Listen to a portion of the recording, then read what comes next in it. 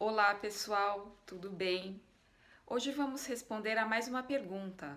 Quantas sessões de transplante capilar são necessárias para um bom resultado? Difícil de responder, né?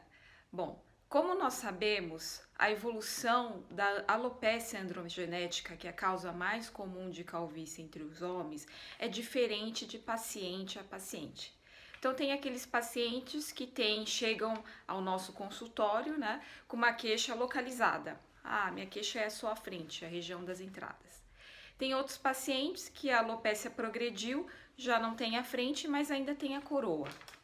Tem outros pacientes que já a alopecia progrediu mais ainda e tem toda a extensão da área receptora que calva.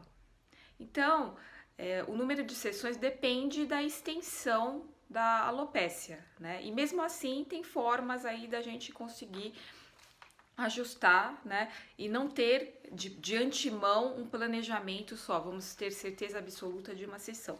Então, se a gente tem uma alopecia localizada na frente entrada, certamente vamos imaginar que uma sessão seria possível, né? De atingir um resultado bom. O que acontece é que, como a alopecia androgenética ela é progressiva, com o tempo os fios de trás vão afinando. Então, em quanto tempo eu vou dizer se vai precisar uma nova sessão ou não? Eu vou fazendo o acompanhamento clínico, né? Então, como a gente sempre frisa, né, para todos os pacientes, fez o transplante e não precisa mais fazer nada? Precisa. Se quiser manter o cabelo, vai manter o tratamento clínico. Agora, se não fizer nada, a alopecia vai progredir. E aí eu posso fazer um novo transplante? Sim, se tiver área doadora. Em um outro cenário, então o paciente já não tem essa região da frente, mas ainda tem a coroa. A coroa tá ficando rala, mas ainda tem fios. Então nós conseguimos fazer um transplante aqui na região da frente, claro, conforme a densidade, né, da área doadora. Então tudo depende, né, da área doadora. Esse planejamento é variável de paciente a paciente. Nesse paciente, a gente intensifica o tratamento clínico, que tem melhor resposta na região da coroa, né?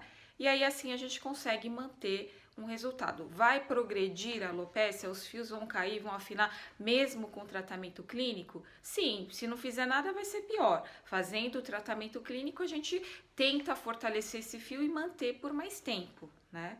E naqueles casos que a alopecia é tão extensa que tá tudo careca aqui em cima.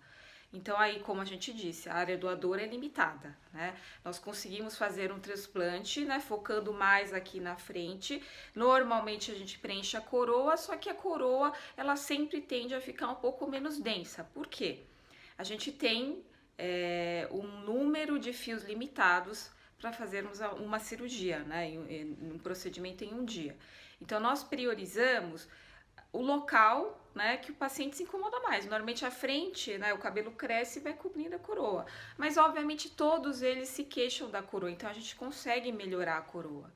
E a coroa responde muito bem ao tratamento. Então, normalmente a gente não vai usar todos os cartuchos de uma vez na coroa, não. A gente vai fazer uma cobertura, iniciar o tratamento clínico, sempre tem alguns fiozinhos aí que vão se recuperar com o tratamento clínico, e aí a gente vai ver o resultado. Então, o resultado de qualquer transplante, como a gente sempre fala, né? Os fios, depois do transplante, eles vão crescer nas próximas 3 semanas, vão cair a partir de 1 mês e eles voltam a nascer em 4 meses. Então, a estimativa de resultado é um crescimento aí até 9 meses, a 10, 1 ano, vamos dizer assim, né? 10 meses a 1 ano, para a gente ter uma ideia de resultado. Por quê? Se a gente avalia com fio curto, o fio curto ele cobre pouco, o fio longo ele dá uma cobertura maior.